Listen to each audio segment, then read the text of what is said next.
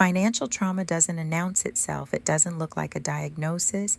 It looks like checking your bank balance 5 times a day. It looks like your chest tightening when an unknown number calls. It looks like still hoarding free napkins and hotel soaps a decade after the crisis that taught you to. Welcome back to the show. I'm Erica, and this is episode 5. Today we're going somewhere most economic conversations avoid, the place where poverty stops being a spreadsheet problem and starts being a nervous system problem. And we're going to talk about why universal basic income isn't just an economic proposal. It might be one of the most direct mental health interventions we have available to us. Let's start with a definition, because financial trauma gets thrown around loosely. Clinically, it describes the lasting psychological and physiological impact of prolonged financial instability or a specific financial crisis, job loss, bankruptcy, growing up in scarcity, a medical bill that broke you. And here's the part that surprises people. Trauma responses don't require a single dramatic event. Chronic, ongoing scarcity produces the same threat response patterning as acute trauma.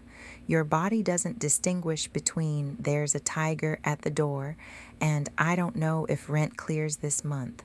Cortisol floods the system either way. Sleep gets disrupted either way. Hypervigilance sets in either way. This is why people who've experienced financial hardship, even years after their circumstances improve, often still can't spend money on themselves without guilt, still check their accounts obsessively, still feel a low hum of dread around anything financial. That's not a personality flaw. That's a nervous system that learned correctly that scarcity was dangerous and hasn't gotten the memo that the danger passed. Now layer mental illness on top of that. The research here is consistent and frankly underreported. Poverty and financial instability are strongly associated with higher rates of depression, anxiety, and stress-related disorders. Not just correlated, there's a bidirectional relationship. Financial stress worsens mental health, and poor mental health makes financial stability harder to achieve or maintain. It's a loop, not a line. Populations experiencing chronic financial precarity show elevated markers of what researchers call scarcity mindset, a narrowed cognitive bandwidth where the brain, understandably, prioritizes immediate survival calculations over long-term planning. It's not that people in poverty make worse decisions. It's that poverty consumes the exact cognitive resources decision-making requires. Imagine trying to solve a complex problem while an alarm is going off in the room. That's what financial insecurity does to executive function in real time, every day.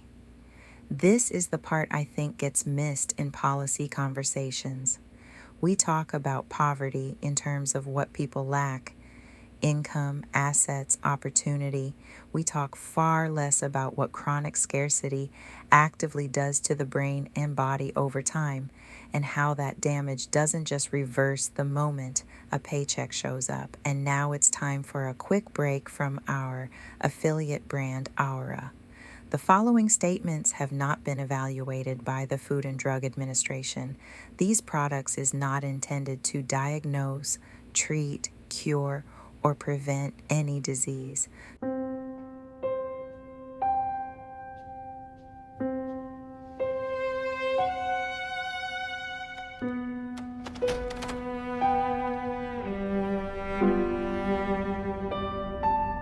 There is a version of you that moves through the world with clarity, with intention, with energy that doesn't borrow from tomorrow.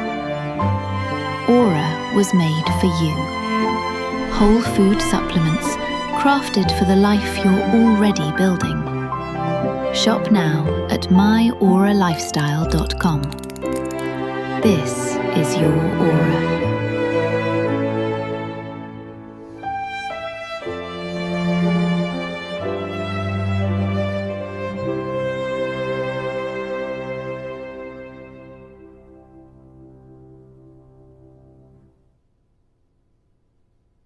So here's where it gets interesting.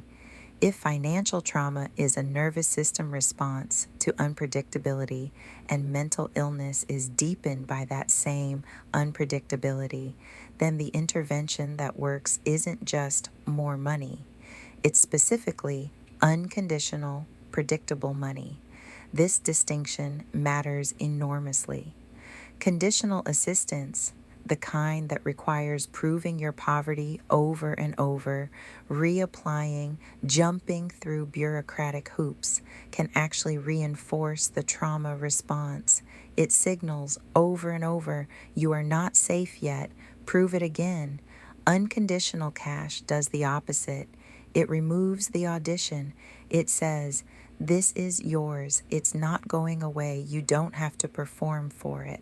That's precisely what the direct cash transfer research shows.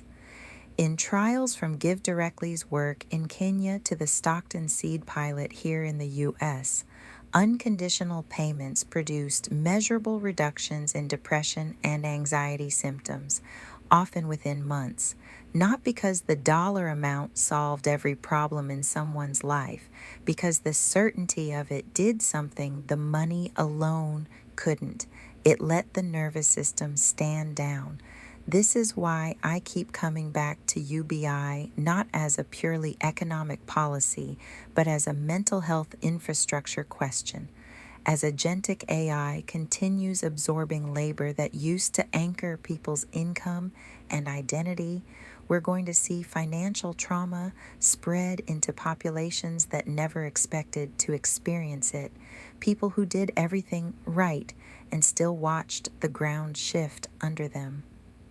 The psychological toll of that transition is not a side effect to manage after the fact. It's a core design problem we need to solve for now. I'll leave you with this. We tend to talk about safety nets like they're purely economic devices, things that catch you if you fall. But a nervous system doesn't just need to be caught.